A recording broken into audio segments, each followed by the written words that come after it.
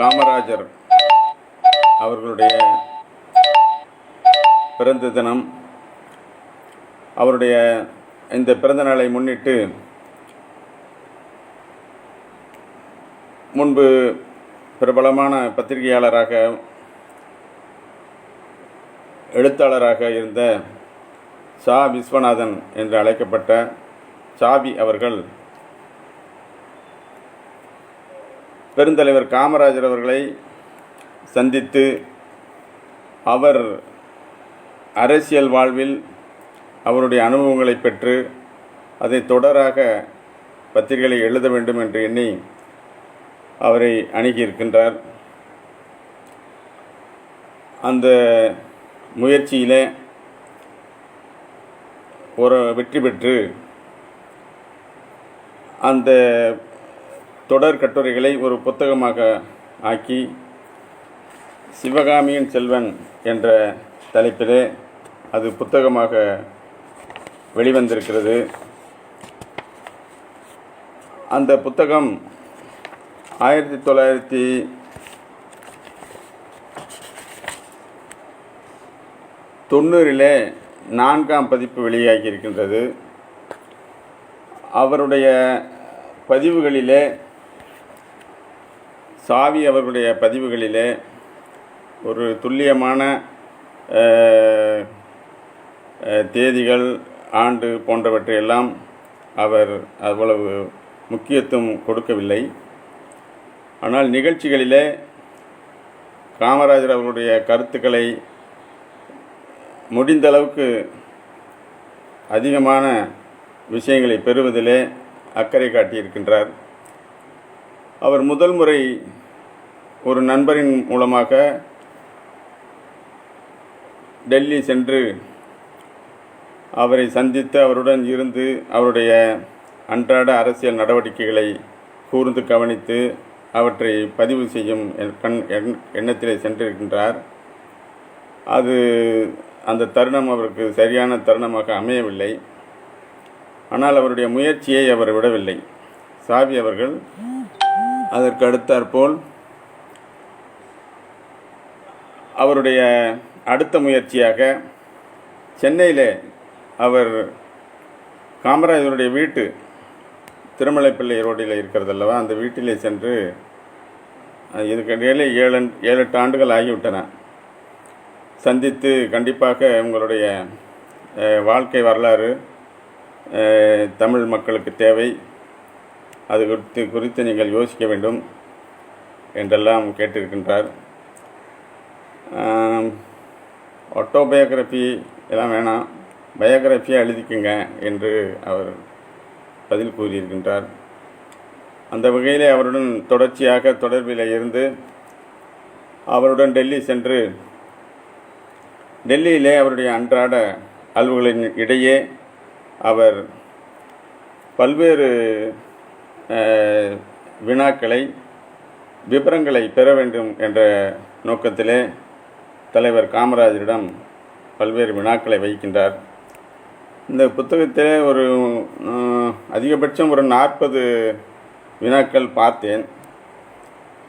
அவற்றிலிருந்து அவருடைய அரசியல், அவருடைய அணுகுமுறை, அவரை சுற்றி இருந்த அரசியல்வாதிகள், அவர்களுடன் இவருக்கு இருந்த தொடர்பு, காங்கிரஸ் இயக்கத்திலே அவர் மதிப்பளித்த தலைவர்களுடன் அவருக்கு இருந்த உறவு போன்றவற்றையெல்லாம் ஒவ்வொரு அம்சமாக இவர் கேட்டு கேட்டு பெற்றிருக்கின்றார்.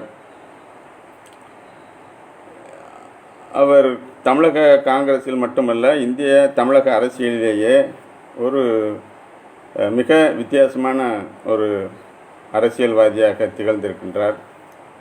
மிக எளிமையான ஒரு குடும்பத்திலே பிறந்து பள்ளிக்கல்வியை முடிக்க முடியாத ஒரு சூழலிலே அவர் கடையிலே வேலை பார்க்கக்கூடிய தருணத்தில் கூட ஒரு அரசியல் பொதுக்கூட்டம் என்று சொன்னால் அவர் கடையை பூட்டி சாவியை கொடுத்துவிட்டு போய் அந்த கூட்டத்தில் போய் உட்கார்ந்து விடுவாராம். அந்த அளவிற்கு அவருக்கு இயல்பாகவே பொது வாழ்க்கையில் அரசியல் விவரங்களை தெரிந்து கொள்வதில் தலைவருடைய கூட்டங்களிலே போய் அமர்ந்து அந்த கூட்டத்தினுடைய அவருடைய உரையை கேட்பதிலே ஆர்வமாக இருந்திருக்கின்றார். அவருக்கு முதலாக அவருக்கு ஆர்வம் ஏற்படுத்திய அந்த அரசியல் கூட்டம் சத்தியமூர்த்தி அவர்கள் விருதுநகர் சென்று பொதுக்கூட்டத்திலே அவர் பேசி கேட்டிருக்கின்றார். சத்தியமூர்த்தி அவர்கள் மிகவும் நாவன்மை மிக்க பேச்சாளர். மிகுந்த அர்ப்பணிப்பு மனப்பான்மையோடு அவரை தீரர் சத்தியமூர்த்தி என்று கூட குறிப்பிடுவார்கள். அந்த அளவுக்கு எந்த விளைவுகளையும் எதிர்பாராமல் சுதந்திர தாகம் கொண்டு போராடும் வல்லமை பெற்றவர். அத்தகைய அந்த சத்தியமூர்த்தி அவரை பெருமளவுக்கு ஈர்த்திருக்கின்றார். இந்த புத்தகத்தின்படி சாவி அவர்கள் தன்னுடைய முதல் வினாவிலேயே தோழர் அவர் காமராஜர் அவர்களை பார்த்து அவர் கேட்கும் பொழுது 1963ஆம் ஆண்டு அந்த புவனேஸ்வரிலே மாநாடு நடந்து காங்கிரஸ் மாநாட்டிலே காமராஜர் தலைவராக அகில இந்திய தலைவராக தேர்ந்தெடுக்கப்படுகின்றார். ஆனால் அதில் ஒரு சோகமான ஒரு சம்பவம். ஜவஹர்லால் நேரு அவர்கள் அந்த மாநாட்டில் கலந்து கொள்ள வந்தவர் மிகவும் சுகவீனமடைந்து அவர் அந்த மேடையில் அமரக்கூட முடியாத ஒரு சூழலிலே அவர் ஒரு ஹெலிகாப்டரின் மூலமாக விமான தளம் சென்று அங்கிருந்து விமானத்தின் மூலம் டெல்லி சென்று விட்டார். அங்கே இருந்த சாஸ்திரி லால் பகதூர் சாஸ்திரி அவர்களும் காமராஜரும் மாநாடு முடிந்த பின்னர் அவர்கள் விசாகப்பட்டினம் சென்று விட்டார்கள். விசாகப்பட்டினத்திலிருந்து காமராஜர் இங்கே வந்து விட்டார் சென்னைக்கு. லால் பகதூர் சாஸ்திரி டெல்லி சென்று விட்டார். அப்போது அந்த தருணத்திலே நீங்கள் நோய்வாய்ப்பட்ட நிலையில் உங்களை அழைத்து நேருஜி என்ன பேசினார், அவருக்கு அடுத்து இந்த நாட்டை இப்போ பிரதமராக இருந்து பொறுப்பேற்கக்கூடிய அளவிற்கு யாரை தேர்ந்தெடுப்பது என்பது குறித்தெல்லாம் ஏதாவது ஆலோசனை நடத்தினாரா என்றதெல்லாம் கேட்கின்றார். இவர் நேரு அவர்கள் சென்ற கொஞ்ச காலத்திலேயே அவர் மிகவும் நோய்வாய்ப்பட்டு விட்டார். காமராஜர் அவர்கள் இங்கே சத்தியமூர்த்தி பவனிலே ஒரு கூட்டம் நடந்து கொண்டிருக்கின்றது. அந்த கூட்டத்தில் இருக்கும் பொழுது தான் அவருக்கு தகவல் வருகின்றது. அவர் மிகவும் கவலைக்கிடமான நிலையில் இருக்கின்றார். உடனே புறப்பட்டு வாருங்கள் என்று டெல்லியிலிருந்து தகவல் கிடைத்தவுடன் உடனே கிளம்பி போகின்றார். ஆனால் விமானத்தில் செல்லும் பொழுதே நேரு அவர்கள் காலமான செய்தி அவரை வந்தடைகின்றது. அப்பொழுது டெல்லியில் சென்று இறங்கிய பின்னர் நேரு அவர்கள் அந்த இறுதி சடங்குகள் எல்லாம் முடியும் வரை எந்த விதமான அரசியல் நடவடிக்கைகளும் இல்லை. ஜனாதிபதி ராதாகிருஷ்ணன் அவர்கள் நந்தா அவர்களை இடைக்கால பிரதமராக நியமனம் செய்துவிட்டார். அந்த அளவிலே அந்த சூழல் இருந்தது. காமராஜரிடமும் ஆர்வத்தின் காரணமாக பலரும் அடுத்த பிரதமர் யார் என்பது குறித்து அவருடைய கருத்தை அறிந்து கொள்ள விரும்புகின்றார்கள். அவர் அவ்வளவு எளிதில் அவர்களுக்கு பதிலளிக்க விரும்பவில்லை. குறிப்பிட்ட ஒரு சூழ்நிலையில் அந்த கூட்டம் பார்லிமெண்ட் கமிட்டியினுடைய தலைவர் தேர்ந்தெடுக்கக்கூடிய அந்த கூட்டத்திலே காமராஜர் தான் உரையாற்றுகிறார். அவர் ஜவஹர்லால் நேரு அவர்கள் விட்டு சென்ற அந்த இருப்பிடத்தை, அந்த வெற்றிடத்தை அவரே போல் ஒருவர், அவருக்கு நிகரான ஒருவர் நம் மத்தியிலே நாம் காண்பது அரிது. எனவே நாம் ஒரு கூட்டாகத்தான் அவருடைய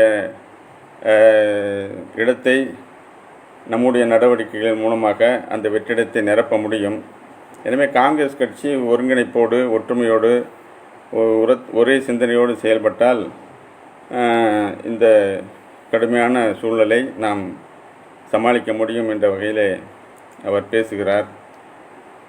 இதற்கு முன்னதாக ஒரு முறை நேரு அவர்கள் காமராஜர் அவரிடம் பேசும்பொழுது ஓரளவுக்கு சுமாராக இந்த விஷயத்தை பற்றி வெளிப்படுத்தியிருக்கின்றார்.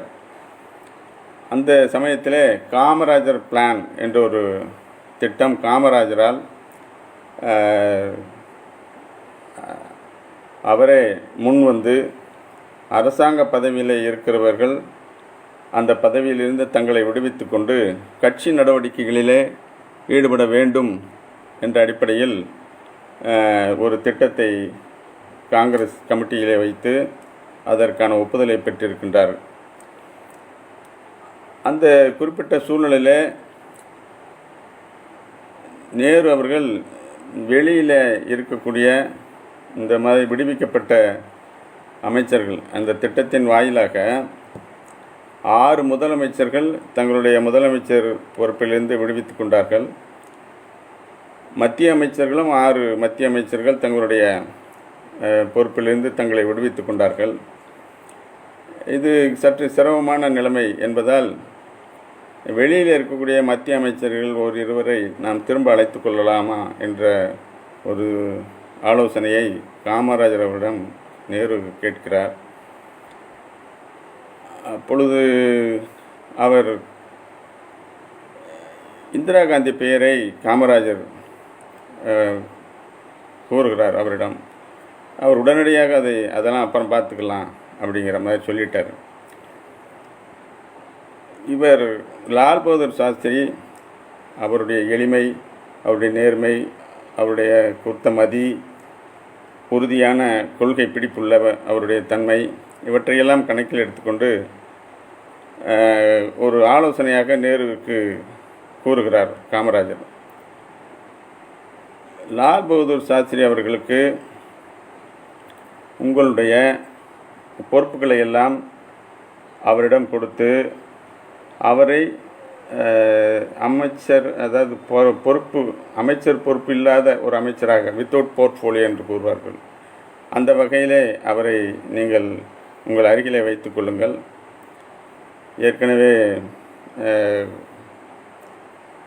அமைச்சர் நந்தா உள்துறை அமைச்சர் எல்லாம் இருக்கிறார்கள். இந்த உங்களுடைய பொறுப்புகளை அவரிடம் கொடுத்து விடுங்கள் என்று ஒரு ஆலோசனை கூறுகிறார். அந்த அடிப்படையை பின்னணியாக வைத்து கொண்டு லால் பகதூர் சாஸ்திரியை அவர் இந்த பொறுப்புக்கு ஏற்றவராக அந்த கூட்டத்தில், பார்லிமெண்ட்ரி குழு கூட்டத்தில் காமராஜர் முன்வைக்கின்றார். ஆனால் மொரார்ஜி தேசாய் அவர் தன்னை அந்த பொறுப்பிற்கு தேர்ந்தெடுக்குமாறு அவருடைய விருப்பத்தை தெரிவிக்கின்றார். அவரிடமெல்லாம் தனிப்பட்ட முறையில் பேசி இருக்கக்கூடிய இந்த நெருக்கடியான காலகட்டத்தில் உலகமே இந்தியாவினுடைய அடுத்த பிரதமர் யார் என்பதை உற்று நோக்கி பார்த்து கொண்டிருக்கின்றார்கள். இந்த சூழ்நிலையை நாம் போட்டி எதுவும் இல்லாமல் ஏகமனதாக ஒரு பிரதம மந்திரியை தேர்ந்தெடுக்க வேண்டும் என்ற அடிப்படையிலே அவரை சமாதானப்படுத்தி ஏகமனதாக லால் பகதூர் சாஸ்திரி அவர்களை பிரதமர் பொறுப்பிற்கு அவர் தயார் பண்ணி கொடுக்கிறார். இந்த வேலைகளிலெல்லாம் அந்த சீனியர், அங்கே இருக்கக்கூடிய டெல்லியில் இருக்கக்கூடிய சீனியர் அரசியல்வாதிகள், மூத்த அரசியல்வாதிகள் ஒரு சிலர் தங்களை பிரேரிப்பார் என்றெல்லாம் கூட எதிர்பார்க்கிறார்கள். ஆனால் இவர் முன்னர் காமராஜர் நேருஜியிடம் ஆலோசனை நடந்த அந்த பின்னணியில் இவர் சரியான தேர்வு என்று எண்ணி லால் பகதூர் சாஸ்திரி பிரதமர் பதவியை வகிக்கிறார். இந்த தேர்விலே அவர் ஒரு உத்தியை காமராஜர் அவர்கள் கையாள்கிறார். அது அவருக்கே உரித்தான உத்தி என்று கருதப்படுகிறது. என்னவென்றால் கருத்தறிதல் என்ற ஒரு உத்தியை அவர் பரவலாக பெரும்பான்மையான இந்த இந்த பிரதம மந்திரி பொறுப்புக்கு தேர்ந்தெடுக்கப்பட்டால் கூட ஒருவரை தேர்வு செய்கின்ற சூழ்நிலையில் கூட மாநில முதலமைச்சர்களுடைய கருத்தையும் நாம் கவனத்தில் எடுத்துக்கொள்ள வேண்டும் என்ற அடிப்படையிலே மாநில முதலமைச்சர்களையும் அந்த முடிவுக்கு உள்ளே கொண்டு வருகிறார். அப்போது அதில் ஒரு எதிர்ப்பில்லாத ஒரு சுமூகமான சூழ்நிலையை இவருடைய அரசியல் சாதுரியம் அந்த சூழ்நிலையில் இருந்து சுமூகமாக அந்த சூழ்நிலை கடந்து செல்வதற்கு உதவுகிறது. அவர் தொடர்ச்சியாக இந்த கிங் மேக்கர் என்ற ஒரு அவருக்கு ஒரு பட்டம் இருக்கின்றது. அவர் லால் பகதூர் சாஸ்திரி சில காலம்தான் அந்த பிரதமர் பொறுப்பில் அவர் இருக்கின்றார். அவர் ரஷ்ய பயணத்தின் போது ரஷ்யாவிலேயே அவருக்கு இதய நோய் தாக்குவதன் காரணமாக அவர் அங்கேயே இறந்து விடுகின்றார். ரஷ்ய அன்றைக்கு வெளியுறவுத்துறை அதிகாரி என்று நினைக்கிறேன் கோசிஜின் அவர்கள் அவருடைய சடலத்தோடு இங்கு வந்து அதற்கான இறுதிச் சடங்கு வேலைகள்லாம் நடந்து கொண்டிருக்கின்றன. இப்படியான விஷயங்கள் மூலமாகத்தான் அவர் காமராஜரை கேள்விகள் மூலமாக கேட்க ஆரம்பிக்கிறார். அப்பொழுது எப்படி நீங்கள் யாரை தேர்வு செய்தீர்கள் என்று கேட்கிறார். அப்பொழுது இந்திரா காந்தியை அவர் தேர்வு செய்தார். எந்த அடிப்படை என்று கேட்கிறார். அவர் இந்திரா காந்தி நேரு குடும்பத்தில் இருந்தவர், அரசியல் ரீதியாக பக்குவப்பட்டிருப்பார், அமைச்சராக இருக்கிறார், அவரால் வழிநடத்தி செல்ல முடியும் என்ற கருத்து எனக்கு இருந்தது. அந்த அடிப்படையில் அந்த தேர்வினை செய்தேன். அப்பொழுதும் கூட போட்டி இருந்தது. இந்திரா காந்தி பிரதமராக வரக்கூடாது என்ற அடிப்படையில் சிலர் வேலை செய்தார்கள். மொரார்ஜி தேசாய் இந்த முறையும் தான் பிரதம மந்திரி பொறுப்புக்கு வர வேண்டும் என்பதில் ஆர்வம் காட்டினார். ஆனால் அவருடைய ஆர்வத்துக்கு ஏற்ற வகையில் அவருக்கு ஆதரவு கிடைக்கவில்லை. அப்போது அந்த ஆதரவின்மை காரணமாக இந்திரா காந்தி பிரதமராகிறார். இவருடைய அரசியல் வரலாற்றிலே ஒரு 3000 நாட்கள் மேல் ஜெயிலில் இருக்கிறார். அவர் சிறையில் இருந்த நாட்களில் அவர் உப்பு சத்தியாகிரகம் என்ற அந்த போராட்டத்திலே 1930 தான் அவர் முதல் முறையாக அவர் கைது செய்யப்படுகிறார். 1903 பிறந்த நமது காமராஜர் படிப்படியாக தன்னை பொது வாழ்க்கையில் ஈடுபடுத்தி கொண்டு தனக்கு எந்த விதமான சுதந்திரம் சம்பந்தப்பட்ட அந்த போராட்டத்திலே எந்த விதமான தியாகத்திற்கும் அவர் தன்னை தயார்படுத்தி கொண்டு விட்டார். அவர் குடும்பத்தை பற்றி சிறிதும் சிந்திக்கவே இல்லை. அவருடைய தாயார் மட்டும்தான் இருக்கிறார். இந்த கைதின் போது அவர் பாட்டியார், அவருடைய பாட்டி உயிரோடு இருக்கிறார். இவரை கைது செய்து வெளி மாநிலத்திற்கு கொண்டு செல்கின்றார்கள்.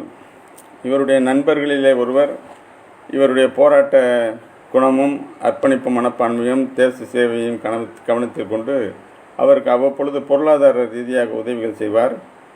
முத்துசாமி என்கிற ஒரு நண்பர் அவருக்கு உடன் அவருடைய தோளோடு தோள் நின்று அவருடைய எல்லா போராட்டங்களிலும் கலந்து கொள்கிறார். அவருக்கு அந்த வெளி மாநிலத்திற்கு அழைத்து செல்கிறார்களே, இவர் மிகவும் கஷ்டப்படுவார் என்று அந்த அவருடைய நண்பர் அவருக்கு பணம் உதவி ஒருத்தர் மூலமாக கொடுத்து ஒரு 50 ரூபாய் தான் கொடுத்து அனுப்பி இதை அவர் அங்கே போய் கஷ்டப்பட வேண்டாம், இதை கொடுத்து விடுங்கள் என்று சொல்கிறார்கள். இந்த பாட்டி உடம்புக்கு சரியில்லாமல் பேரன் கைதாகி சிறைச்சாலையில் இருக்கிறான் என்று கேள்விப்பட்டவுடனே உடைந்து போய் விடுகிறார். மிகவும் மோசமான ஒரு நினைவிழந்த நிலையில் இருக்கிறார். அவரை பரோலில் எடுத்து கூட்டி வந்து அவருடைய பாட்டியின் முன்னால் நிறுத்தலாம் என்று எண்ணி சில நடவடிக்கைகளை மேற்கொள்கிறார்கள். ஆகிய பரோலும் கூட கிடைத்து விட்டது. ஆனால் காமராஜர் அந்த பரோல் நடவடிக்கையை மிகவும் அதில் ஈடுபட்டவர்களை கடிந்து கொண்டு நான் பரோலில் வர முடியாது என்று கூறிவிடுகிறார். ஒரு சில காரணங்களால் அந்த 2 ஆண்டு சிறைச்சாலை காலம் முன்னதாகவே முடிவடைகின்றது. அவர் நேராக வந்து தன்னுடைய பாட்டியை பார்க்கிறார். அவருக்கு அந்த முகத்திலே எந்த விதமான சோகம், ஒரு பாசம் போன்றவற்றையெல்லாம் அவ்வளவு எளிதில் வெளிப்படுத்தக்கூடியவர் அல்ல. அவர் உடனடியாக அந்த சூழலில் இருந்து தன்னை விடுவித்து கொண்டு வெளியேறுகின்றார். நம்முடைய இந்த பதிவிலே அவர் படிக்காத மேதை என்றும் காமராஜரை பற்றி குறிப்பிடுவார்கள். படிக்காத மேதை என்று சொன்னால் அவர் நம்முடைய சாவி பத்திரிகையாளர் அருகிலே இருந்து பார்க்கிறார். குறிப்பாக இந்த விஷயத்தை அவர் உன்னிப்பாக கவனிக்கிறார். அவருடைய அறையிலே அவர் ஆங்கில பத்திரிகைகள் எல்லாம் அன்றாடம் காலையிலே படித்து விடுகின்றார். அடுத்து அவர் எப்பொழுதும் வைத்திருக்கக்கூடிய புத்தகங்களாக ஒரு சில புத்தகங்கள், அவர் இன்சைடு ஆப்பிரிக்கா என்ற ஒரு புத்தகம், தமிழிலே கம்பராமாயணம், மராட்டிய எழுத்தாளர் வீச காண்டேகர் எழுதிய புத்தகம், ends and means Aldous Huxley என்ற புத்தகம், அப்புறம் நியூஸ் வீக், டைம்ஸ் பத்திரிகை போன்றவற்றையெல்லாம் அவர் உடன் வைத்துக்கொள்கிறார். அவர் உரையாடுவது அந்த வடநாட்டில் இருக்கக்கூடிய அந்த அரசியல்வாதிகள் மத்தியில் ரொம்ப விரிவாக இந்தியில் பேச முடியாது.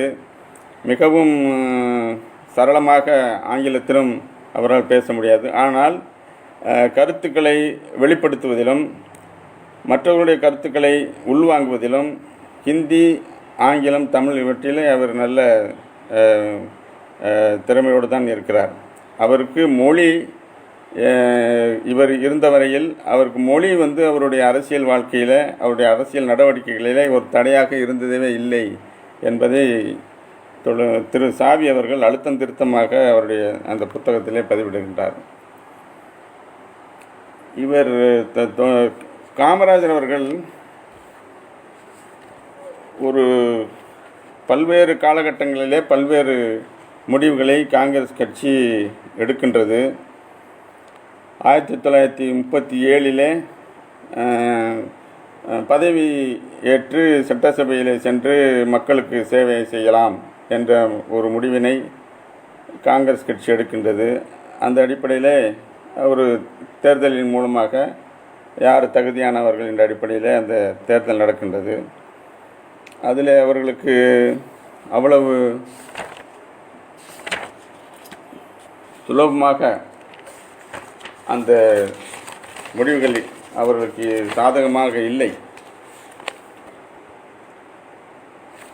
அந்த பொறுப்பிலே முதலாவதாக அவர் திரு ராஜாஜி அவர்கள் அந்த பொறுப்புக்கு 1937 அமைச்சரவை தமிழ்நாட்டிலே அமைக்கிறார்கள். அந்த அமைச்சரவையில் அவர்களுடைய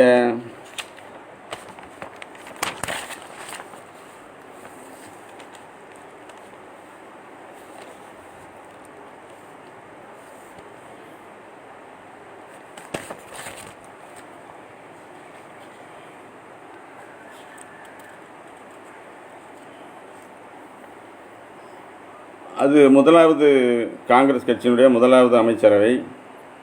அதற்கு பின்னர் நடந்த தேர்தல்களிலே காங்கிரஸினுடைய அந்த தேர்தலை சந்தித்த விதம், அவருடைய அந்த தேர்தல் யுத்தி,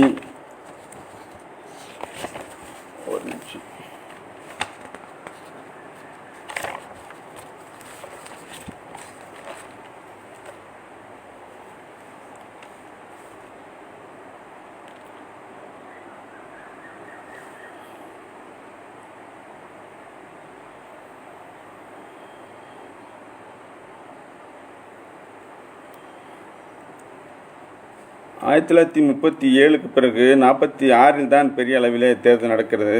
அந்த தேர்தலின் போது ராஜாஜியே காங்கிரசினுடைய நடவடிக்கைகளில் இருந்து சற்று விலகி இருக்கின்றார். ஆனால் அந்த அமைச்சரவை அமைப்பதில் டெல்லியில் இருக்கக்கூடிய காந்திஜி, ஆசாத், பட்டேல் போன்றவர்களெல்லாம் ராஜாஜியின் மூலமாக அந்த அமைச்சரவையை அமைக்க வேண்டும் என்ற நிலைப்பாட்டை எடுக்கின்றார்கள். அந்த ராஜாஜிக்கு ஆதரவாக ஆசாத், பட்டேல் போன்றவர்களெல்லாம் இருந்தாலும் கூட அந்த அந்த பிரச்சனை தமிழ்நாட்டில் அவருக்கு அவ்வளவு ஆதரவாக இல்லை. இதில் போட்டி வந்து விடுகிறது. பட்டாபி சீதாராமையா, பிரகாசம் போன்றவர்களெல்லாம் தாங்களும் அதற்கு தகுதியானவர்கள் என்று போட்டியிடுகிறார்கள். எழுந்த அந்த பிரச்சனையில்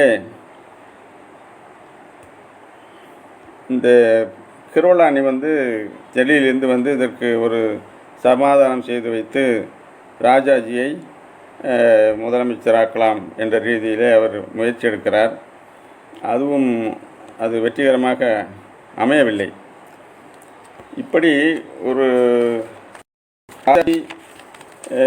குறித்த காமராஜரின் பார்வை, காமராஜருடைய அரசியல், அவருடைய வளர்ச்சியில் ராஜாஜிக்கு இருந்த பங்கு, இவைகளெல்லாம் இந்த சாவி அவர்களுடைய கேள்வி, அதிலிருந்து கிடைத்த செய்திகளின் படி பார்த்தால் ராஜாஜிக்கு அவ்வளவு அதில் விருப்பமில்லை.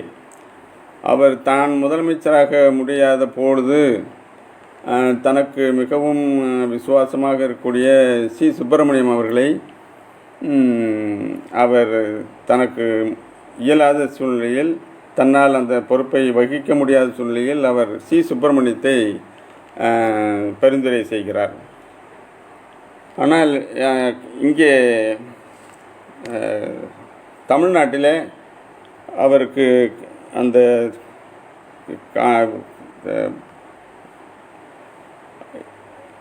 ராஜாஜிக்கு அவ்வளவு ஆதரவில்லை. அவருக்கும் சத்தியமூர்த்திக்கும் கூட அந்த போட்டி தொடர்ந்து இருந்து கொண்டே இருக்கிறது. இவர் மேலிடத்து ஆதரவை மட்டுமே வைத்து அவர் தமிழ்நாட்டில் தன்னுடைய அரசியல் செல்வாக்கை வளர்த்து கொள்கின்றார். ஆனால் மிகவும் சிறந்த படிப்பாளி, சிறந்த நிர்வாகி, முதல் கவர்னர் ஜெனரல் எல்லாம் இருந்தாலும் அவருக்கு அந்த தொண்டர்களுடனான தொடர்பு என்பது இல்லாமல் போய்விட்டது என்ற ஒரு காரணத்தினால் அவரால் இந்த போட்டிகளிலிருந்து அவரால் அந்த பொறுப்பை பெற முடியவில்லை. இந்த சூழலிலே காமராஜர் அவர்கள் தன்னுடைய வாழ்க்கையிலே, அரசியல் வாழ்விலே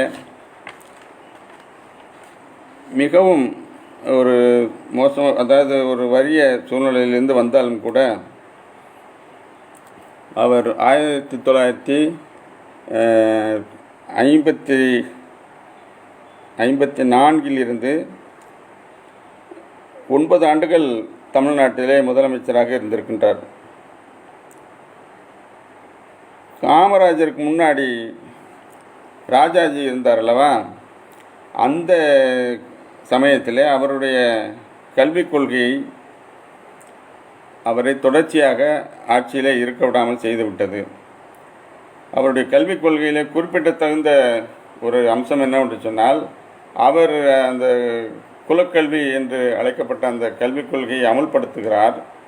ஆனால் அந்த திட்டத்தை அவர் அந்த அமைச்சரவையில் இருக்கக்கூடிய கல்வி அமைச்சரிடம் கூட அவர் அதை பற்றி பேசவில்லை, அதை பற்றி விவாதிக்கவில்லை.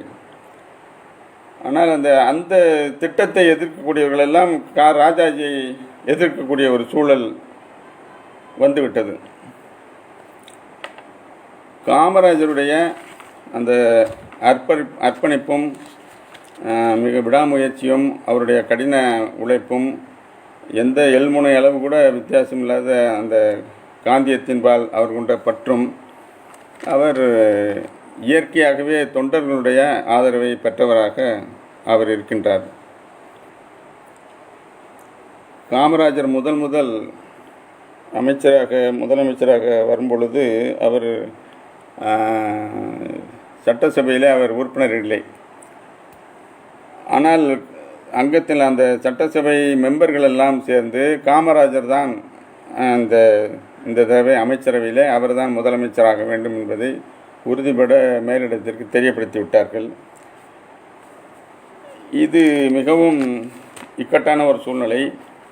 அவர் ஏதாவது ஒரு தேர்தலில் நின்று அவர் சட்டமன்ற உறுப்பினராகி அதன் பிறகுதான் அவர் அந்த முதலமைச்சர் பதவியில் உட்கார முடியும்.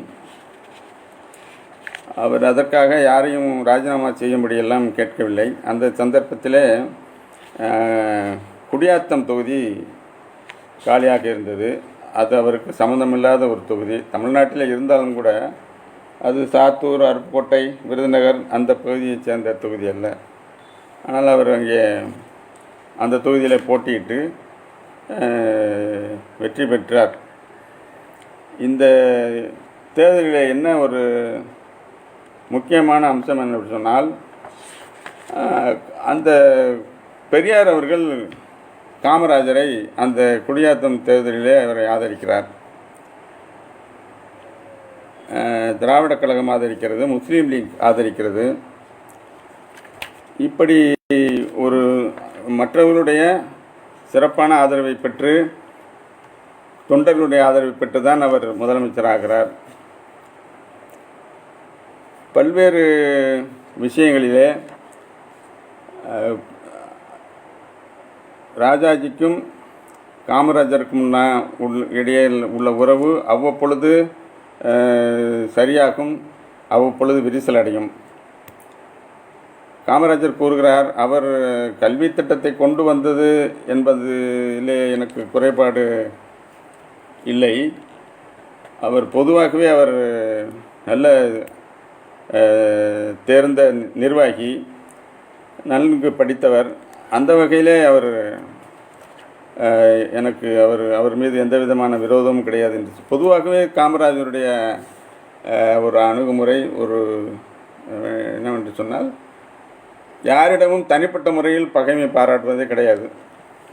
ஒரு குறிப்பிட்ட சூழ்நிலையில், ஒரு குறிப்பிட்ட நோக்கத்தில், ஒரு குறிப்பிட்ட செயலுக்காக ஒருவருடைய ஆதரவு அல்லது ஒருவரை எதிர்ப்பது என்ற ரீதியில்தான் அவருடைய அரசியல் அவருடைய அரசியல் நகர்ந்து கொண்டே இருக்கிறது. ஒரு குறிப்பிட்ட காலகட்டத்தில் அகில இந்திய அளவில் நேரு அவர்கள் பிரதமராக இருக்கும் பொழுது அந்த தலைவர் பொறுப்புக்கு தேர்தல் நடைபெறுகிறது. இந்த புத்தகத்திலே முழுமையாக தேர்தலிலே எப்படியெல்லாம் யுத்திகள், எப்படியெல்லாம் தலைவர்கள் நடந்து கொண்டார்கள், ஏன் ஏகமனதாக தேர்ந்தெடுப்பது என்பதெல்லாம் அவ்வளவாக இருக்கவில்லை. எல்லாவற்றிலும் போட்டி இருக்கிறது. அவர் காமராஜருடைய எண்ணம் எல்லாம் பிரதமர் நேரு அவர்கள் பிரதமராக இருக்கும் பொழுது அந்த காரிய கமிட்டியும் அமைச்சரவையும் பிரதமரும் அகில இந்திய தலைவரும் ஒரு இணக்கமான ஒரு சூழலிலே இருக்க வேண்டும். அப்பொழுதுதான் ஒரு திட்டங்களை வகுப்பதிலும் அதனை செயல்படுத்துவதிலும் ஒரு நல்ல முன்னேற்றத்தை காண முடியும் என்பதிலே ஒரு அசையாத நம்பிக்கை உடையவர். இவர் மற்ற புருஷோத்தம தாண்டன் என்பவர் அகில இந்திய கமிட்டிக்கு ஒரு முறை இவர்கள் அஃபிஷியலாக ஒரு கேண்டிடேட், ஒரு வேட்பாளரை தயார் செய்து வைத்திருக்கும் பொழுது அவர் அதை எதிர்த்து போட்டி போடுகிறார். எதிர்த்து போட்டி போடும் பொழுது காமராஜர் அந்த தாண்டன் என்பவர் தனிப்பட்ட முறையில் குறை சொல்லவில்லை. ஆனால் அவர் இவர் நேருஜியுடன் இணக்கமாக இருக்க மாட்டார். நேருஜியுடைய கொள்கைகளை, நேருஜியுடைய திட்டங்களை எல்லாம் குறை கூறிக்கொண்டே இருப்பார். அப்போது அது முரண்பாடுகள் தான் அதிகமாகும். எனவே தாண்டன் அந்த அகில இந்திய தலைவர் தேர்தலிலே ஜெயிக்கக்கூடாது என்பதற்காக வேலை செய்கின்றார். ராஜாஜி அவர்கள் காமராஜரிடம் மட்டும் அல்ல, சத்தியமூர்த்தி கூடவும் அவர் அவரை எப்படி சொல்வது, அவரை பெரிய அளவிலே தலைவராக வருவதற்கு அவர் அனுமதிக்கவே இல்லை. அந்த அந்த சூழலை அவர் உருவாக்கவே இல்லை. சத்தியமூர்த்தி அவர்கள் எல்லா வகையிலும் மிகவும் அர்ப்பணிப்பு மனப்பான்மையுடன் உண்மையான தேசபக்தியோடு சுதந்திரத்துக்காக எல்லாவற்றையும் தியாகம் செய்யக்கூடிய ஒருவர். ஆனால் அவருக்கு இந்த லாபி செய்து பொறுப்புகளுக்கு வருவது என்பது தெரியாது. உண்மையிலேயே அவருக்கு அதெல்லாம் தெரியாது.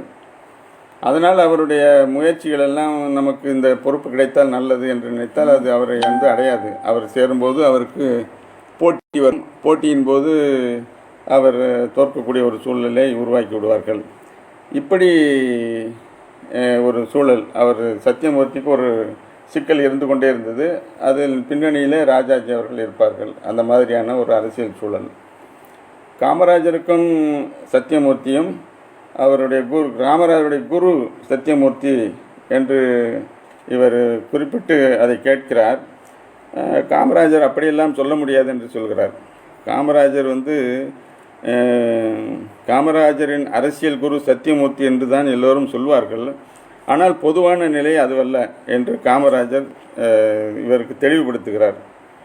ஆனால் இருவரும் ஒருவர் மேல் மற்றொருவர் மிகுந்த அக்கறையோடு செயல்படக்கூடியவர்கள். அவர் கராரான அந்த நடவடிக்கை விஷயத்தில் காமராஜர் சத்தியமூர்த்தி விஷயத்திலும் அவர் என்ன செய்கிறார், பூண்டி நீர்த்தேக்கம் அடிக்கல் நாட்டு விழா நடக்கிறது. அது 1940ஆம் ஆண்டு. அந்த பூண்டி நீர்த்தேக்க அடிக்கல் நாட்டு விழாவில் அப்பொழுது கவர்னராக இருந்த ஆதர் ஹோப் கலந்து கொள்கிறார். அந்த சமயம் சென்னை மேயராக சத்தியமூர்த்தி இருக்கிறார். சென்னை மேயர் என்ற முறையிலே அவர் அந்த நிகழ்ச்சியிலே கலந்து கொள்கிறார். ஆனால் அன்றைய சூழலிலே கட்சியினுடைய முடிவு என்னவென்று சொன்னால், வெள்ளை அதிகாரிகள் வெள்ளையர்கள் நடத்தும் விழாக்களிலே நம்முடைய காங்கிரஸ்காரர்கள் பொறுப்பில் இருக்கிறவர்கள் கண்டிப்பாக கலந்து கொள்ளக்கூடாது என்ற முடிவு காங்கிரஸ் கட்சியினுடைய முடிவு.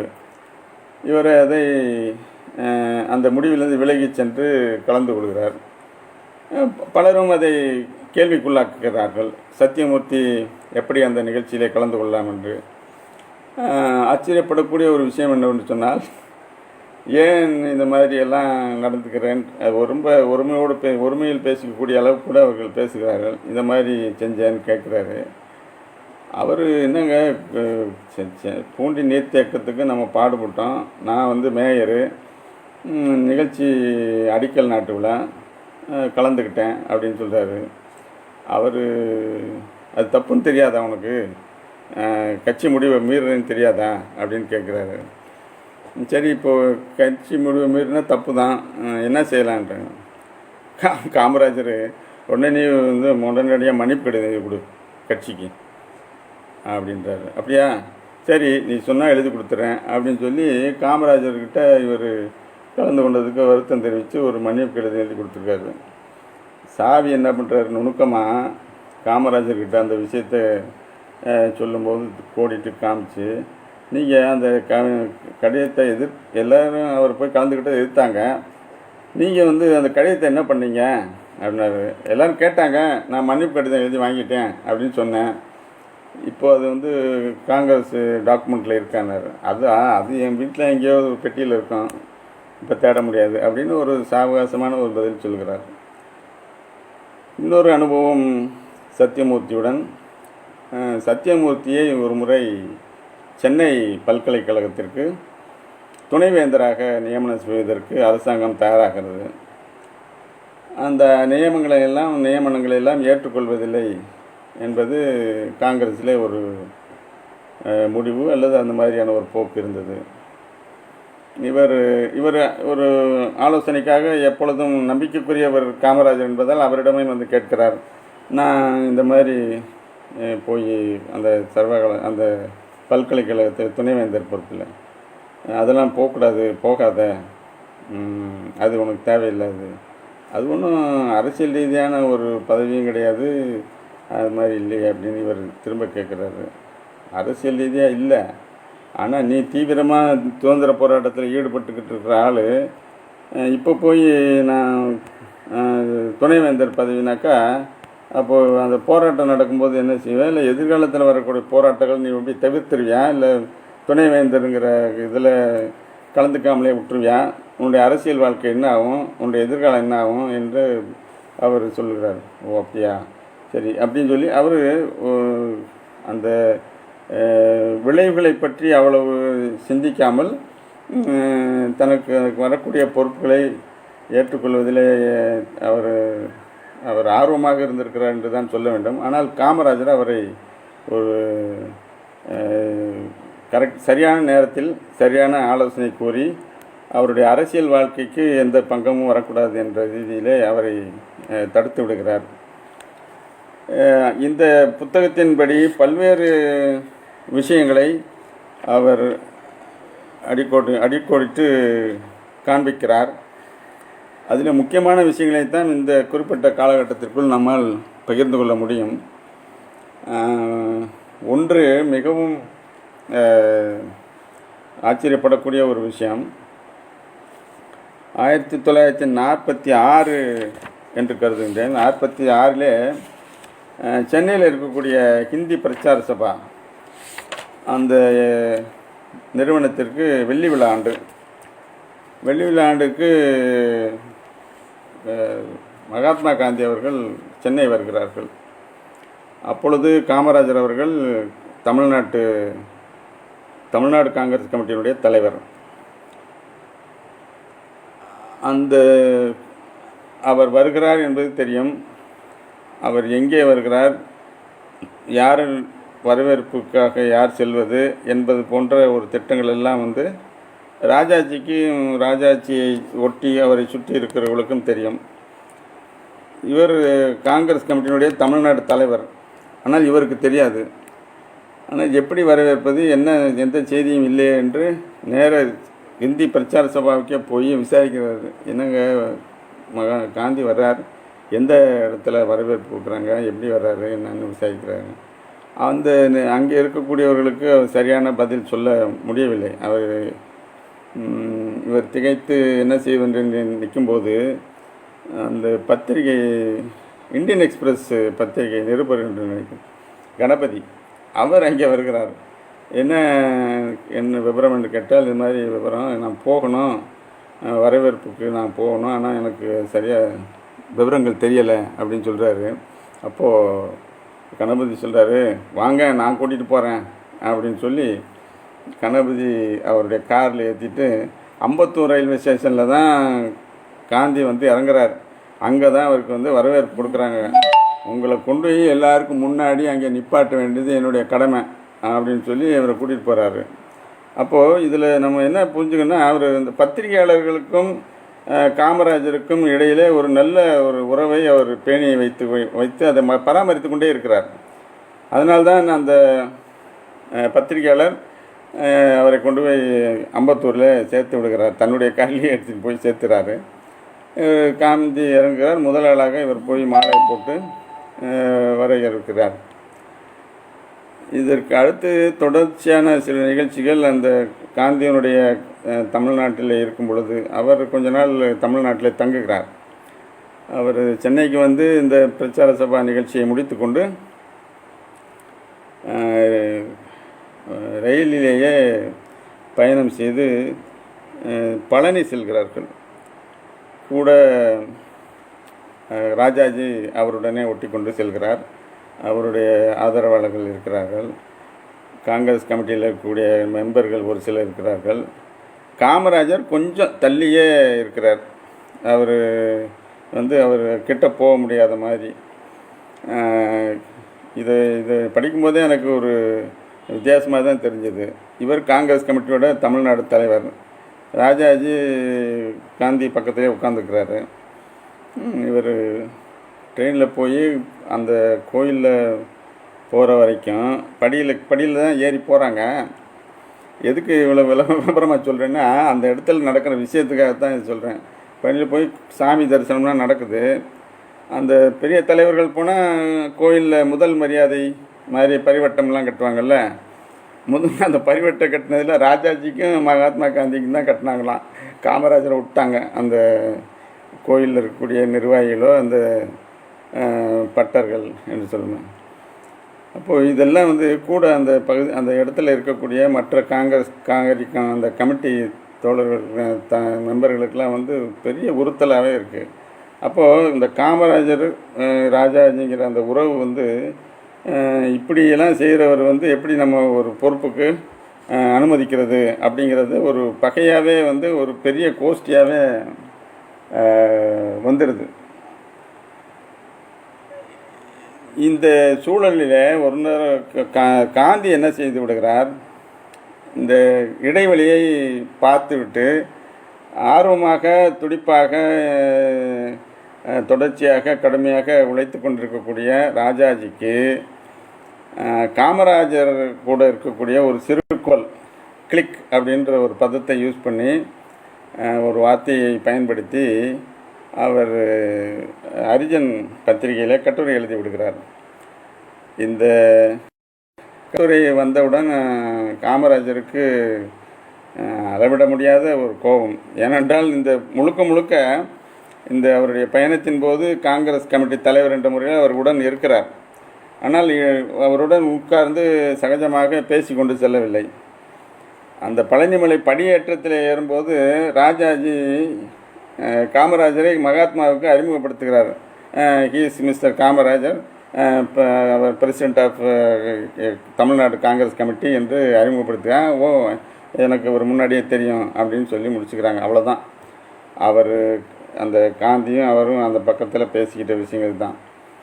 இவர் இந்த விஷயம் எல்லாருக்குமே தெரிஞ்சு ரொம்ப கொதிப்படைஞ்சிடுறாங்க. மகாத்மா வந்து ஏதோ தவறான விஷயங்களை சொல்லி அவரை இந்த மாதிரி வழி நடத்தி வச்சுருக்காங்கன்னு உடனே அவர் அந்த பார்லிமெண்ட்ரி போர்டு மெம்பர் அந்த இதிலேருந்து தன்னை விடுவித்துக் கொள்வது நல்லது.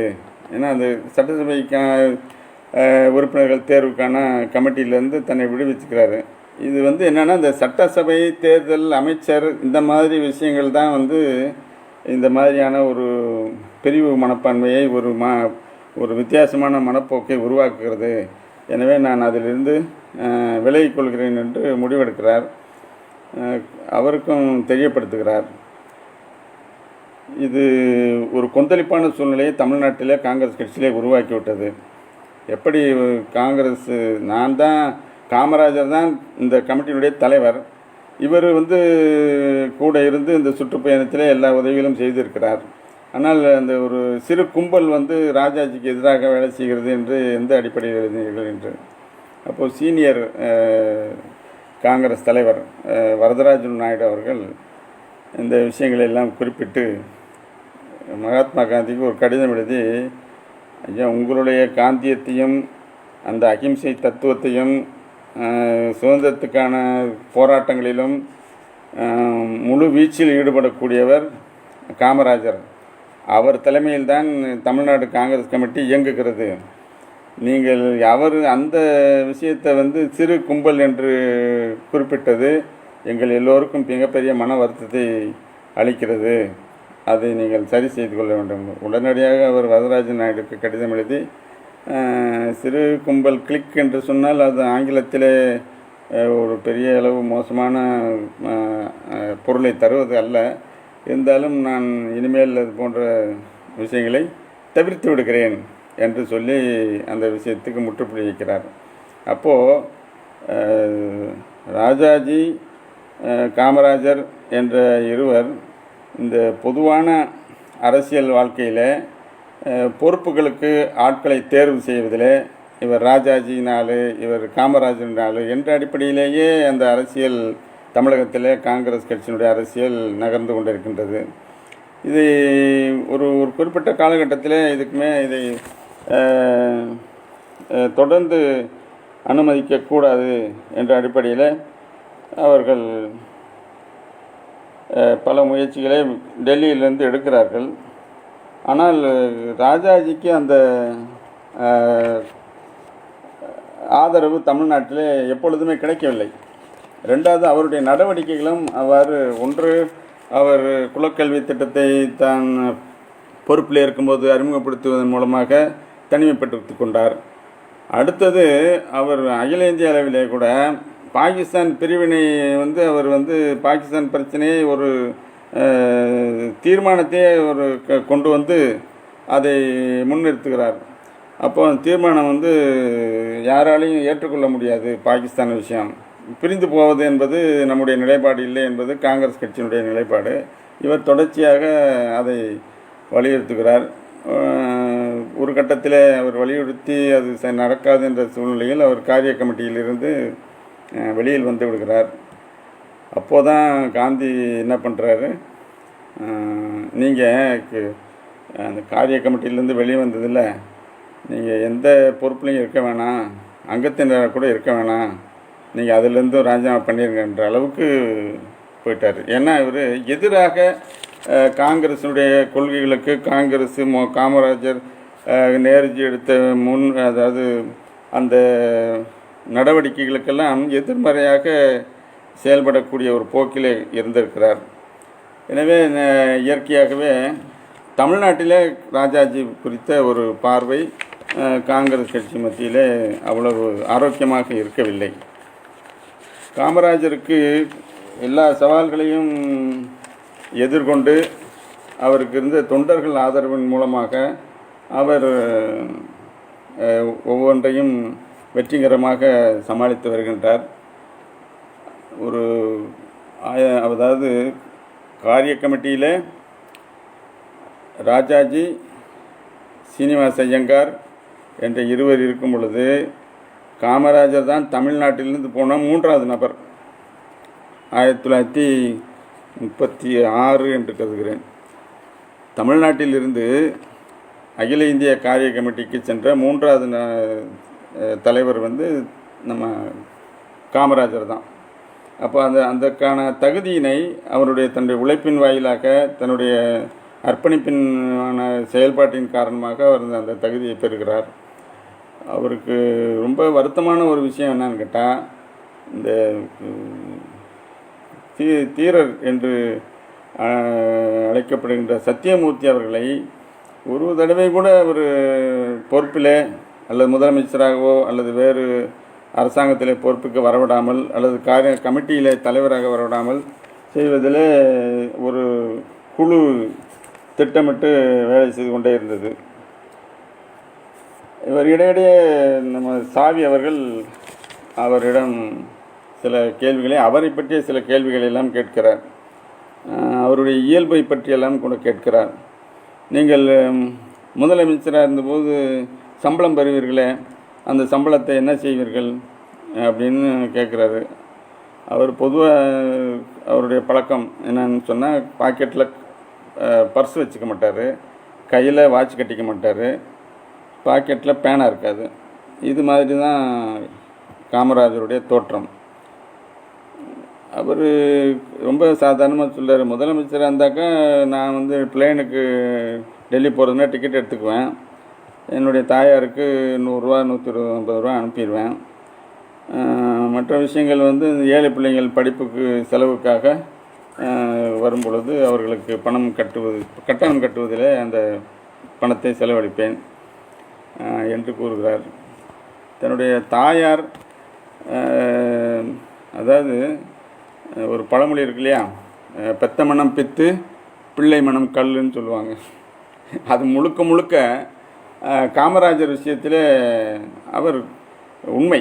ஏனென்றால் அவர் முழுக்க முழுக்க தன்னை தேசத்திற்காகவும் தேசத்தினுடைய சுதந்திரத்திற்காகவுமே தன்னுடைய அது என்ன சொல்வது, உடல் பொருள் ஆவி அத்தனையும் அர்ப்பணித்து கொண்ட ஒரு மனிதராக இருக்கிறாரே தவிர அவருடைய தாயாரை கூட அவர் ஒரு பொருட்டாக கருதுவதே இல்லை. மிகவும் வருத்தமான விஷயங்களை பல்வேறு இடங்களிலே நான் படித்திருக்கின்றேன். காமராஜர் அவருடைய தாயார் ஏதோ ஒரு காரணத்திற்காக அவருடைய உறவினர் மூலமாக சென்னையில் தங்கியிருக்கின்றார். அவர் தங்கியிருக்கும் பொழுது அவருக்கு உறவினர் வீட்டில் இருந்து அவர்களை அழைத்து கொண்டு காமராஜர் இருந்த வீட்டுக்கு வருகிறார். காமராஜர் வழக்கம் போல் வீட்டில் இல்லை, அவர் வெளில போயிறாரு. அவர் உதவியாளராகவும் சமையல் பொறுப்பில் இருக்கக்கூடியவராகவும் இருக்கக்கூடிய வைரவன் அங்கே இருக்கிறார். பார்த்துட்டு சரி புறப்படுறோம் அப்படின்னு சொல்லி அவங்க கிளம்புறாங்க. வைரவனுக்கு ரொம்ப ரொம்ப கஷ்டமான ஒரு சூழ்நிலைன்னா அவங்களுக்கு ஒரு காப்பி கொடுக்குறேன் இப்போ இருங்க அப்படின்னு சொல்கிறதுக்கு அவரால் முடியலை. அந்த அம்மாவுக்கோ சொந்தக்காரங்க நம்ம ஊருக்காரங்களை கூட்டிக்கிட்டு முதலமைச்சர் வீட்டுக்கு பையன் வீட்டுக்கு வந்திருக்கோம், நமக்கு ஒன்றும் நடக்கலையேன்னு சொல்லி மிக ரொம்ப வருத்தத்தில் இருக்கிறாங்க. இதை மற்றவங்ககிட்ட தலைவர்கள் விருதுநகர் பக்கம் போகும்போது அவங்ககிட்டலாம் சொல்லியிருக்காங்க, இந்த மாதிரி நடக்குது, ஒரு காப்பி கொடுத்தான்னா நான் கூட்டிகிட்டு போனவங்களுக்கு முன்னாடி என்னை பற்றி என்ன நினைப்பாங்கலாம் கேட்குறாங்க. காமராஜர்கிட்ட ஒரு தலைவர் ரொம்ப உரிமையோட கோபமாக கேட்குறாரு, என்னங்க நீங்கள் வந்து அம்மா வர்றாங்க கூட இருக்கிறாங்க, ஒரு காப்பி கொடுக்கறது கூட அன்றைக்கி முடியலை, வைரவன் என்ன செஞ்சார் அப்படின்னு வைரவனை வந்து சத்தம் போடுறாரு. வைரவன் சொல்கிறார், எனக்கிட்ட வந்து 10 ரூபா தான் கொடுப்பாரு, அந்த 10 ரூபா செலவழிஞ்சிச்சா அப்படின்னு கேட்டுட்டு அதுக்கப்புறம் இன்னொரு 10 ரூபா கொடுப்பாரு. இதுதான் வீட்டில் நாங்கள் இந்த வரவு செலவு. நான் அவங்க வந்த நேரம் 10 ரூபா இல்லை, செலவழிஞ்சு போச்சு. அடுத்து அவர் வரும்போது தான் என்கிட்ட அவர்கிட்ட கேட்டு 10 ரூபா வாங்கணும். இதில் நான் என்ன பண்ண முடியும் அப்படின்றாரு. இவர் கடுமையாக கேட்குறாருன்னா காமராஜர் அதை விட கடுமையாக சொல்கிறாரு. எதுக்கு சென்னை வரணும், எதுக்கு அவங்க சொந்தக்காரர்கள்லாம் கூட்டிகிட்டு பையன் முதலமைச்சர் இருக்கான்னு காமிக்கணுமா, எதுக்கு வீட்டுக்கு வர்றாங்க, நான் என்ன குடும்பம் நடத்துகிறேன், இல்லை விருந்து டெய்லி எல்லாருக்கும் டெய்லி விருந்து நடக்குதா இங்கே, நானே வந்து வெளியில் போகிறப்பெல்லாம் கட்சியோ பொதுமக்களோ ஏதோ ஒரு இடத்துல சாப்பிட்டுக்கிறேன், இருக்கிற இடத்துல மிக எளிமையான சாப்பாடு தான் அவருக்கு. இதில் உனக்கு அவங்க அம்மாவுக்கு மாதம் 100 ரூபா 150 ரூபா அனுப்புகிறேன், அதுக்கப்புறம் நீ வந்து இங்கே உட்காந்து விருந்து சாப்பிட்டு போகலான்னு நினைக்கிறதே தப்பு முதல்ல அப்படின்ற மாதிரி பேசுகிறாரு. இது மாதிரியான ஒரு அரிய குணாதிசயங்கள் வந்து காமராஜர்கிட்ட இருந்திருக்கு. சாவி தன்னுடைய அந்த கட்டுரையிலே அதை பதிவிடுகிறார். காமராஜரை பொறுத்தவரையில் அவருடைய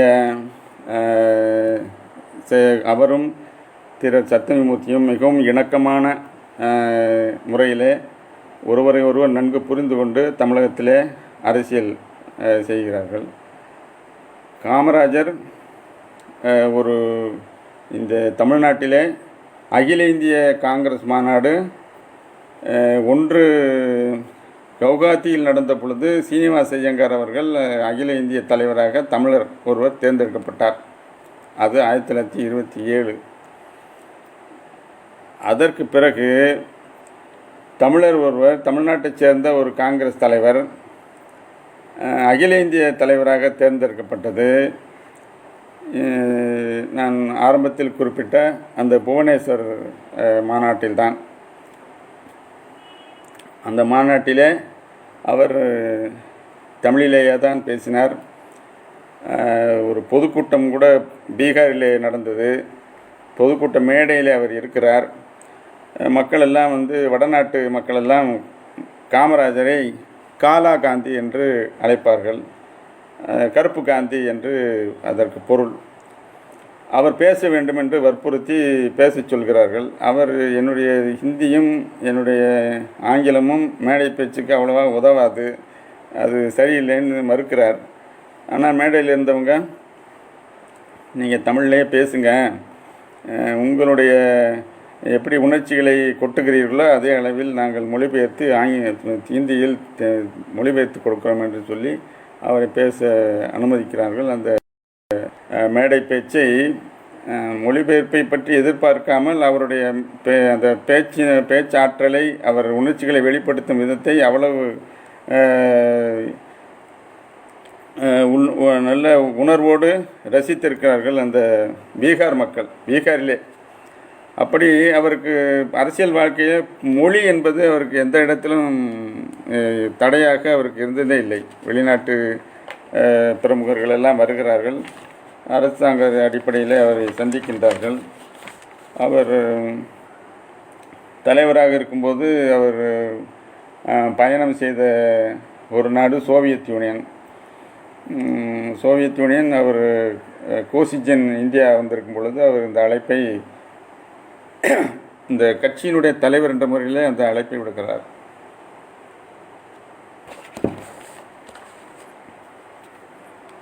அவரும் சுற்றுப்பயணம் செய்துவிட்டு வந்து அந்த அவர்களுடைய அந்த சோசியலிச பாணி பொருளாதாரம் என்பது அவரை மிகவும் கவர்ந்திருக்கிறது. அந்த அடிப்படையிலே அவர் அதனை மிகவும் தன்னுடைய சொந்த நாட்டுக்கு சொந்த மக்களை பார்த்துவிட்ட மகிழ்ச்சியில்தான் அவர் அங்கிருந்து திரும்புகிறார். அந்த அந்த உணர்வுகள் எல்லாம் அவர் இது அந்த அதாவது தமிழ்நாட்டிலே சென்னையில் ஸ்பர்டாக் அந்த இடத்திலே ஒரு மாநாடு அன்சாரி என்பவர் 1929 அகில இந்திய மாநாட்டை நடத்தியிருக்கின்றார். அதன் பிறகு தமிழ்நாட்டிலே காங்கிரஸ் மாநாடு காமராஜர் 1955 ஆவடியில் அந்த மாநாட்டை 1955 நடத்துகிறார். நேருஜி அவர்கள் அந்த மாநாட்டை காமராஜர் அவர்கள் எவ்வளவு நேர்த்தியாக எவ்வளவு காங்கிரஸுக்கும் அந்த நம்முடைய இயக்கத்துக்கும் பெருமை சேர்க்கக்கூடிய வகையில் மிகச் சிறப்பான முறையில் தொண்டர்களுடைய ஆதரவோடு மிக அருமையாக அந்த மாநாட்டை நடத்தியிருக்கிறார். அந்த மாநாட்டுக்கு பிறகு அவர் மேல் வைத்திருந்த ஒரு மதிப்பு மரியாதையெல்லாம் பல மடங்கு உயர்ந்து விட்டது என்று சொன்னால் அவர் சாவி சொல்கிறார். அவர் வைத்திருந்த மதிப்பு எவரெஸ்டுக்கு போயிடுச்சுன்னு சொல்கிறார். அந்த அளவுக்கு அவரை ஈர்த்திருக்கின்றது. காமராஜர் அவருடைய நிர்வாகத்திலே பொறுத்தவரையிலே தனிப்பட்ட முறையில் ஒருவர் சலுகைகள் பெற்று பொய்யான காரணங்களை சொல்லி அல்லது தவறான தகவல்களை சொல்லி அவரிடம் எந்த சலுகையும் பெற முடியாது. அதிகாரிகள் ஒரு முடிவை எடுப்பதற்கு தேவையற்ற காலதாமதம் செய்வதை காமராஜர் அனுமதிப்பதில்லை. இதிலெல்லாம் காமராஜர் ரொம்ப மேலோட்டமாக பார்க்காமல் ரொம்ப ஆழமாக பார்த்து அதில் இருக்கக்கூடிய உண்மைத்தன்மையை அதில் இருக்கக்கூடிய நியாயத்தை புரிந்து கொண்டு அதுக்கு தகுந்தாற்போல் முடிவெடுக்க வேண்டும். மக்களுக்காகத்தான் சட்டம் இருக்கின்றது. சட்டத்தை காமித்து மக்களுடைய தேவைகளை புறந்தள்ளக்கூடாது என்பதிலே அதிகாரிகள் மட்டத்திலே மிகவும் அழுத்தமாக கூறியிருக்கிறார். பல உதாரணங்களை பல்வேறு சந்தர்ப்பங்களிலே நாம் அதனை தெரிந்திருக்கின்றோம். பல நூல்களிலே படிக்கின்றோம். அவரை பற்றிய திரைப்படத்திலும் பார்த்திருக்கின்றோம். அதிகாரிகள் அவருடைய அந்த நோக்கத்தை புரிந்து கொண்டு அதற்கு தகுந்தாற்போல் அவர் செயலாற்ற வேண்டும் என்பதை அவர் விரும்புவார். இந்த கோயம்புத்தூரில் ஒரு மருத்துவக் கல்லூரி தேவை. சில செல்வந்தர்கள் மருத்துவக் கல்லூரிக்காக நாங்கள் 20 லட்சம் நிதி வைத்திருக்கிறோம். அந்த நிதியோடு அரசாங்கம் ஒரு 80 லட்சம் நிதி கொடுத்தால் நாங்கள் ஒரு மருத்துவக் கல்லூரியை நிர்வகிக்கிறதுக்கு தயாராக இருக்கிறோம் என்று அதிகாரிகள் மத்தியில் அந்த குறிப்பிட்ட அமைச்சர்களிடம் பேசி ஓரளவுக்கு சாதகமான பதிலை பெற்றிருக்கின்றார்கள். காமராஜருடைய கவனத்திற்கு அது கொண்டு செல்லப்பட்ட பொழுது அவர்களை கூப்பிட்டு, நீங்கள் கூறுவது நியாயமற்ற விஷயம். நீங்கள் 20 லட்ச ரூபா கொண்டு வரீங்க, அரசாங்கம் 80 லட்ச ரூபா போடும், ஆனால் நீங்கள் தான் அதை நிர்வாகம் பண்ணணும். இது விருந்தாளியை வீட்டுக்கு கூப்பிட்டு விருந்தாளி கொடுக்குற கொஞ்சம் பைசா வச்சுக்கிட்டு அவனே குடும்பத்தை நிர்வாகம் பண்ணுற மாதிரி எனக்கு படுது. இந்த மாதிரியான சமாச்சாரம்லாம் எடுத்துக்கிட்டு என்கிட்ட வராதீங்கன்னு சொல்லிட்டாரு. அப்புறம் ஒரு சின்ன சம்பவம், ஒரு சின்ன நிகழ்வு. இந்த பேக்கடு ஃபுட்டுக்குன்னு ஒரு வரி, மற்ற பொருள்களுக்கு ஒரு விதமான வரி, வணிக வரி. மற்ற பொருள்களுக்கு 2%, பேக்கடு ஃபுட் ஐட்டம்னா 6%. ஒரு தடவை அவர் வெளியில் பயணம் செய்து போயிருக்கும் பொழுது, சுற்றுப்பயணத்தின் போது ஒரு சிலர் அப்பளம் செய்வார்கள். அப்பளமெல்லாம் குடிசை தொழிலாகத்தானே அந்த காலத்தில் இருந்தது. அதுக்கு பேக்கடு ஃபுட்டுங்கிற அடிப்படையில் 6% வரி போட்டாங்க. இது கொடுமை இல்லையா அப்படின்னு சொல்லி கேட்குறாருங்க. அப்படியா, என்னன்னு நான் சென்னையில் போய் விசாரிக்கிறேன்னு சொன்னேன். அதிகாரிகளை கூப்பிட்டு அவர் விசாரிக்கிறாரு. ஆமாங்க, அது அப்பளம் பேக் பண்ணி தானே அவங்க விநியோகம் பண்ணி ஆகணும், அதனால் அது பேக்கடு ஃபுட்டுன்னாங்க. ஏங்க, அப்பளத்துக்கும் மற்ற பொருள்களுக்கும் வித்தியாசம் தெரியாத அதிகாரிகளை நீங்கள்? அப்பளம் எவ்வளவு மோசமான கண்டிஷனில் இருக்கக்கூடிய ஒரு மிகவும் பின்தங்கிய நிலையில் இருக்கக்கூடிய மக்கள் தான் அந்த அப்பளத்தை ஒரு தயார் பண்ணி அதை வியாபாரத்துக்கு கொண்டு போய் விட்டு அதில் குடும்பம் நடத்துகிறாங்க. அதை போய் 6% வரி போடுறீங்கன்னு சொல்லி கண்டிச்சிருக்கிறாரு. அப்படி அவர் அதை நுணுக்கமாக ஒவ்வொரு விஷயத்திலும் பார்த்து செய்திருக்கிறார். இறுதியாக ஒரே ஒரு விஷயம், அவர் இந்த கட்சிக்காக தனக்காக சொத்து சேர்க்கவில்லை, தன் குடும்பத்திற்காக சொத்து சேர்க்கவில்லை, தானும் மிகப்பெரிய அளவில் ஆடம்பரமான வாழ்க்கையை அனுபவிக்கவில்லை, சொந்தமாக கார் வைத்து கொள்ளவில்லை, பல்வேறு விஷயங்களிலே மிக மிக எளிமையான, மிக நேர்மையான, மிகவும் அர்ப்பணிப்பு மிக்க ஒரு தலைவராக இருந்திருக்கிறார். ஆனால் காங்கிரஸ் கட்சியை அவர் அவ்வாறு பார்க்கவில்லை.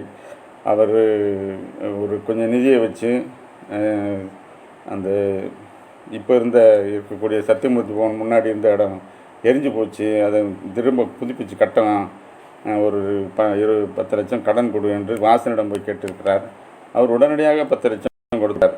திருப்பி தரிந்து விடுகிறேன் என்று கூறி தான் வாங்கியிருக்கிறார்.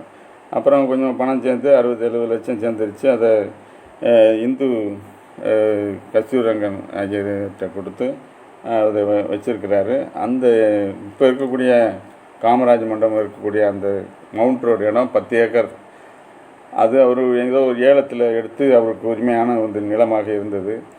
அதை வந்து இந்த பணம் நீங்கள் கொடுத்த சேமிப்பு இதெல்லாம் வச்சு நான் அதை உங்களுக்கு காங்கிரஸ்க்கே கொடுத்துட்றேன் அப்படின்னு சொல்லியிருக்காரு. பணம் எனக்கு அந்த அளவுக்கு புரட்ட முடியாதுன்னு காமராஜர் தாங்கியிருக்கார். அதெல்லாம் என்னுடைய பொறுப்பு, நீங்கள் அதெல்லாம் பற்றி கவலைப்படாதீங்க, இந்த பணத்தை வைத்து இந்த இடத்தை காங்கிரஸுக்கு நான் மாற்றி விடுகிறேன், பத்திரம் எழுதுவதன் மூலம் என்று மாற்றி விட்டிருக்கிறார். இந்த அளவில் காமராஜர் தன்னுடைய அரசியல் வாழ்க்கையில் தன்னை எதிர்கொண்டவர்களாக மிகப்பெரிய படிப்பாளிகளாக இருந்தார்கள். தன்னுடைய சக தலைவர்களெல்லாம் மிகப்பெரிய அறிவாளிகளாகவும் மேல் மட்டத்தில் மிகப்பெரிய செல்வாக்கு படைத்தவர்களாகவும் இருந்தாலும் கூட காமராஜர் அந்த காங்கிரஸ் கட்சியில் ஒரு அடிப்படை உறுப்பினர்களிலிருந்து தன்னை படிப்படியாக உயர்த்தி கொண்டு தீரர் சத்தியமூர்த்தி அவருடைய வழிகாட்டுதல், அவருடைய நட்பு, அவருடைய தோழமை, அவருடைய அந்த அந்த அவருடைய நட்புக்கு அவரும் இணைந்து தமிழ்நாட்டிலே மிகப்பெரிய அளவில் அரசியல் செய்திருக்கின்றார். அவருடைய முதலமைச்சர் காலத்திலே பல்வேறு திட்டங்கள் கல்விக்காகவும் நீர்ப்பாசனம் அந்த பாசன அளவுக்கான பரப்பளவை அதிகப்படுத்துவதற்காகவும் அணைகள் கட்டியிருக்கின்றார்.